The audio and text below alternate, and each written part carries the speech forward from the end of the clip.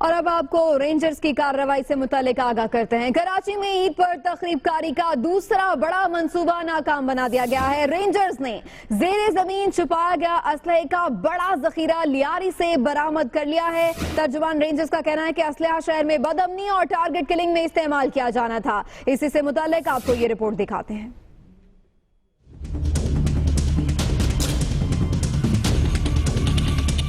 عید قربا سے قبل رینجرز کا کراچی کے علاقے لیاری میں بھرپور ایکشن۔ رینجرز نے کارروائی کرتے ہوئے لیاری میں زمین میں دفن اسلحے کا بڑا ذخیرہ برآمد کر لیا۔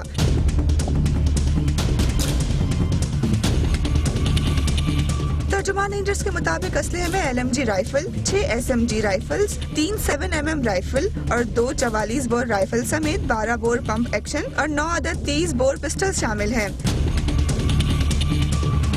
ترجمان رینجرز کے مطابق اسلحہ شہر میں بدامنی اور ٹارگٹ کلنگ کے لیے استعمال ہونے کا خدشہ تھا۔ رینجرز نے تمام ہتھیار تحویل میں لے کر تحقیقات کا آغاز کر دیا ہے۔ 2 ستمبر کو بھی رینجرز نے لانڈھی کے مکان سے بھاری اسلحہ برآمد کیا تھا۔